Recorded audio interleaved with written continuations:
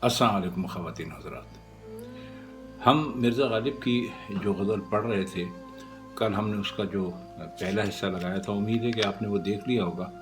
उसका शेर था कि नवीद अमन है बेदाद दोस्ते जहाँ के लिए। तो हमने आपसे कहा था कि ये गज़ल चूँकि तवील है, तो इसलिए हम इसको दो हिस्सों में पेश करेंगे। तो इस वक्त हम इसका दूसरा हिस्सा लेकर आपकी खिदमत में हाजिर हुए हैं। अगला शेर है कि गधा समझ के वो चुप था, मेरी जो शामत आई, उठा और उठ के कदम मैंने पास बाँ के लिए। गधा कहते हैं फ़कीर को, मंगते को, मांगने वाले को, और शामत कहते हैं यानी किसी की मुसीबत आना किसी के ऊपर, और पासबां कहते हैं चौकीदार को, घर के आगे जो रखवाला होता है। आजकल तो खैर ज़माना बहुत जदीद हो गया, तो आजकल आप देखते हैं कि सिक्योरिटी गार्ड्स रखने का दस्तूर है। तो पहले ज़माने में भी लोग रखा करते थे और उनको पासबां कहा करते थे। अगर हम भी पासबां कहना शुरू कर दें तो कितना खूबसूरत लफ्ज़ है और कितना अच्छा लगे।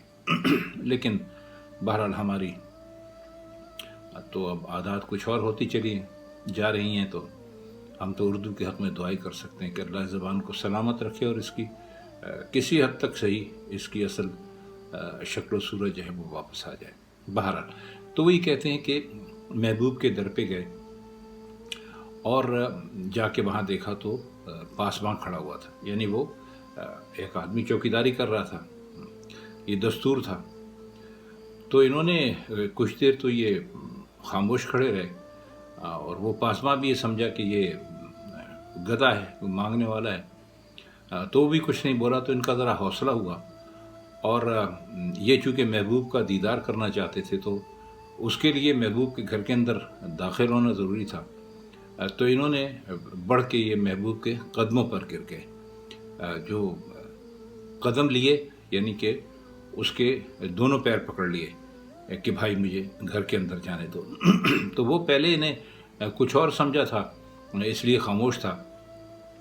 लेकिन चूँकि वहाँ आशिक आते रहते थे महबूब के, तो जब इन्होंने ये हरकत की कि ये उसके कदमों पर गिर के और इन्होंने रोना चिल्लाना शुरू कर दिया कि मैं उनका दीदार करना चाहता हूँ, घर के अंदर जाना चाहता हूँ, तो उसने वही किया जो ऐसे लोगों के साथ करना चाहिए कि उसने धक्के दिए, मारा पीटा, जो शामत आई थी, और वो सारे सलूक उसने किए जो बदसलूकी हो सकती है। तो इसलिए खुद ही उन्होंने कहा कि मेरी शामत आई थी कि मैं उठा और उठ के कदम मैंने पासबां के लिए, कि मैंने उसके पैर पकड़ लिए। तो वो कुछ और समझा कि भाई ये तो वही है, उन्हीं में से आशिकों में से। तो वो पहले फ़कीर समझ रहा था इनको, गधा। तो फ़कीर गलियों में आम आते जाते रहते हैं, वो किस किस से उलझता। तो ये जब उस घर के सामने खड़े हो गए तो वो फिर भी यही समझता रहा कि शायद ये कोई फ़कीर हैं। लेकिन जब इन्होंने उसके कदम पकड़े तो वो बौखला गया और वो समझ गया कि ये फ़कीर नहीं है, बल्कि इनका मकसद भी यही है जो दूसरे उशाक आते रहते हैं। तो चुनाचे उसने इनको मारा पीटा। बक़द्र शौक़ नहीं ज़र्फ़ तंगनाए गज़ल, कुछ और चाहिए वुसअत मेरे बयां के लिए। तंगनाए कहते हैं तंग जगह को, और वुसअत कहते हैं बहुत ज़्यादा लंबाई और चौड़ाई को। तो ये कहते हैं कि जो गज़ल है इसका मैदान तो मैं मार चुका, और जहाँ तक मैं इसमें काम कर सकता था मैंने किया। असल में ग़ालिब को अपने पर बहुत एतमाद था और दुरुस्त था उस ज़माने में भी, और हम देखते हैं कि आज तक कम से कम हमें हो सकता है बहुत सारे दोस्त इससे इख्तिलाफ भी करें, लेकिन ग़ालिब की टक्कर का शायर बहुत कम ही मिलता है। सैकड़ों शायर उनसे पहले भी आए, उनके दौर में भी थे और उनके बाद भी आएंगे, अब भी हैं। लेकिन ग़ालिब जैसी बात हमें कहीं और दिखाई नहीं देती, और इसका इल्म ख़ुद ग़ालिब को भी था। तो वो कहते हैं ये तंगनाए गज़ल है, यानी ये तंग जगह है। ये जो गज़ल है ये तंग है मेरे लिए। तो मैं जो कुछ सोचता हूँ, जो कुछ मेरे दिमाग में आता है, और जैसे जैसे मैं नुक्ते पैदा करता हूँ, तो उसके लिए मुझे कुछ और वसअत चाहिए। अब मेरा जो बयान है उसको कुछ और चाहिए, وہ اس غزل میں سما نہیں سکتا. وہ کہتے ہیں کہ غزل کی جو زمین ہے وہ میرے لیے بہت تنگ ہے، اور مجھے اب کسی ایسی زمین کی ضرورت ہے کہ جہاں جو میرا جو وسعت خیال ہے، جو میرا خیال ہے وہ اس میں سما سکے. غزل اس کے لیے ناکافی ہے. دیا ہے خلق کو بھی تا اسے نظر نہ لگے، بنا ہے عیش تجمل حسین خاں کے لیے. اس میں خواتین حضرات اس غزل میں آگے 2-3 اشعار اور ایسے آئیں گے کہ جو غالب نے اپنے دوست نواب تجمل حسین خاں کے لیے کہا ہے. وہ ان کے دوست تھے، ایک ریاست کے امیر بھی تھے. تو سادہ لفظوں میں تو یہی کہنا چاہیے کہ بھائی اور لوگوں کو اس لیے عیش، اگر اللہ میاں نے عیش نام کی کوئی چیز پیدا کی ہے تو وہ اور لوگوں کو اس لیے ملی ہے کہ تجمل حسین خان کو جو عیش ملا ہے اس کو کسی کی نظر نہ لگے. دیا ہے خلق کو بھی تا اسے نظر نہ لگے، ورنہ تو عیش جو تھا وہ اللہ میاں نے تجمل حسین خان کے لیے پیدا کیا تھا اور کسی کے لیے پیدا نہیں کیا تھا. دوسروں کو اگر مل گیا تو وہ اس لیے مل گیا کہ وہ ان کے تجمل حسین خان کے عیش کو کسی کی نظر نہ لگے. اس غزل میں 2-3 جگہ آگے بھی انہوں نے کہا ہے. اگلا شعر ہے جیسے اس کا کہ زباں پہ بار خدایا یہ کس کا نام آیا، کہ میرے نطق نے بوسے میری زباں کے لیے. بار خدا کا مطلب ہے خدا بزرگوار، خدا تعالیٰ کو انہوں نے کہا ہے کہ یہ کہتے ہیں کہ میری زبان پر یہ کس کا نام آ گیا کہ میرے نطق کا مطلب ہوتا ہے گویائی، بولنے کی طاقت. اور بوسے آپ جانتے ہیں چومنے کو کہتے ہیں. تو کہتے ہیں کہ میرے زبان پہ یہ کس کا لفظ آ گیا کہ جو میری قوت گویائی تھی اس نے میری زبان کے بوسے لیے، اس کو چوم لیا. یعنی عموماً یہ اس وقت ہوتا ہے کہ جب کوئی آدمی کوئی بہت ہی اچھا کام کرے، کوئی اس سے بہت زیادہ خوش ہو تو اس کو چوم لیتا ہے. جیسے آپ نے دیکھا ہوگا کہ بیٹا کوئی کامیابی حاصل کرے تو والدین اس کا سینے سے لگاتے ہیں اور اس کا ماتھا چومتے ہیں. تو بعض جگہ پر لوگ ہاتھ بھی چومتے ہیں. تو وہ اسی چومنے کو انہوں نے اپنے شعر میں یہ بیان کیا اور کہا کہ بھئی میری زبان پر یہ کس کا نام آ گیا کہ جو میری قوت گویائی تھی اس نے میری زبان کو چومنا شروع کر دیا. کیونکہ ظاہر ہے کہ بولنے کی قوت اور ہے اور اس قوت کو آگے بڑھاوا دینے والی چیز ایک ہی ہے زبان. بولنے کی قوت بھی ایک نعمت ہے اور زبان بھی ایک نعمت ہے، یعنی دونوں ایک دوسرے کے لیے لازمی ملزوم ہے. تو وہ کہتے ہیں کہ جو میرے بولنے کی قوت تھی، قوت گویائی تھی، اس نے میری زبان کے بوسے لیے.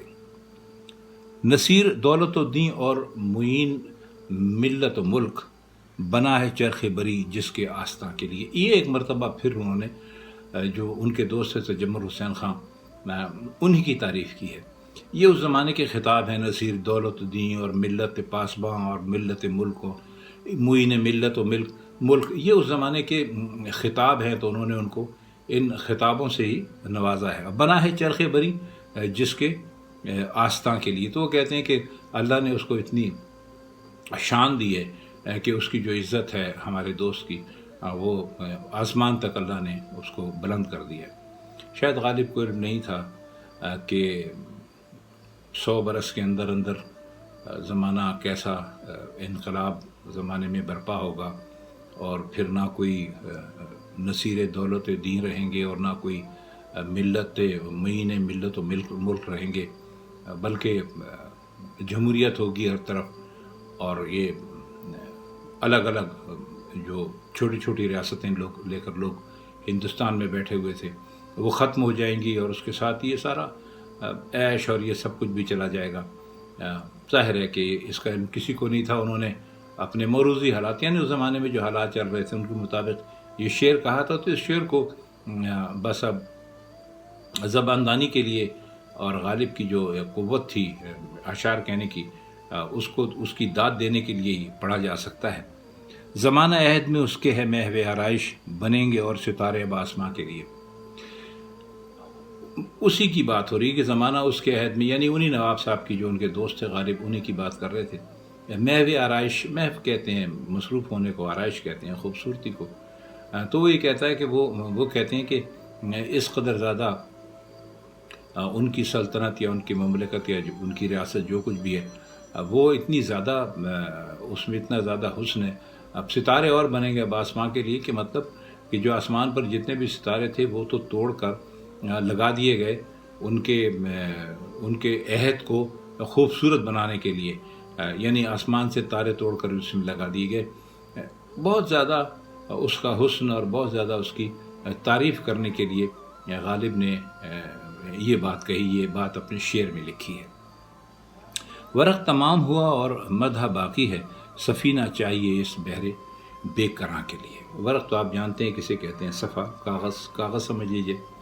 اور مدح کہتے ہیں تعریف. اور سفینہ چاہیے اس بحر بے کراں کے لیے. سفینہ کشتی سمجھ لیجیے، ایک بڑی جہاز پانی کا. اور بحر بے کراں ایسا سمندر کہ جس کا کوئی کنارہ نہ ہو، نظر نہ آتا ہو، افق تو افق پھیلا ہوا سمندر کی بہت زیادہ وسعت ہوتی ہے، اسی کی بات کی ہے. تو کہتے ہیں کہ میں تعریف لکھ رہا تھا تو کاغذ ہی ختم ہو گیا تعریف لکھتے لکھتے. تو اب میں کس چیز پر لکھوں؟ تو وہ کہتے ہیں کہ تعریف لکھنے کے لیے تو بس ایسا ہے کہ میرے پاس کوئی جیسے سفینہ ہو کسی بحر بے کراں میں، تو اس کی ضرورت ہے. ادائے خاص سے غالب ہوا ہے نکتہ سرا، صلائے عام ہے یاران نکتہ داں کے لیے. لگتا ہے مرزا غالب نے جس شام یہ غزل کہی ہے، جس رات وہ بہت اچھے موڈ میں تھے، تو انہوں نے کہا کہ ہم جو اپنی غزلوں میں نئے نئے نکتے پیدا کرتے ہیں اور اس میں ایک نیا سے نیا پہلو ہوتا ہے، تو یہ صلائے عام ہے یاران نکتہ داں کے لیے.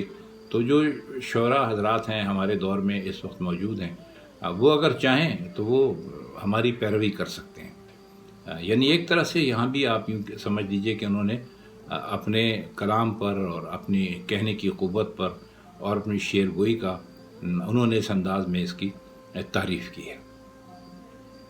تو خواتین حضرات، یہ تھی وہ غزل کہ جو ادھوری رہ گئی تھی، اور اب ہم نے اس کا دوسرا حصہ آپ کی خدمت میں پیش کر دیا. اگر آپ کو یہ غزل پسند آئی ہو تو ہمیں ضرور بتائیے. چاہیں تو کمنٹس میں لکھ دیں، چاہیں تو اس کو لائک کر دیں. اور آپ غالب کی تقریباً جو ہمارے پاس جو دیوان غالب ہے اس میں جتنی بھی غزلیں تھیں، ان کا تو تقریباً سمجھ لیجیے کہ اب اختتام ہوا چاہتا ہے. ہم نے کم و بیش سب کا سبھی آپ کی خدمت میں یہاں پیش کر دیا. لیکن پھر بھی اگر آپ چاہیں کہ ہم غالب کی کسی اور غزل کا دوبارہ اس کے معنی کریں یا دوبارہ اس کی شرح کریں کچھ نئے نقطوں کے ساتھ، تو آپ اس کو کمنٹ سیکشن میں لکھ سکتے ہیں. تو بس آج کے لیے اتنا ہی. اب ہمیں اجازت دیجیے. مرزا غالب کی کسی اور غزل کے ساتھ آپ کی خدمت میں پھر کسی وقت حاضر ہوں گے. تب تک کے لیے خدا حافظ.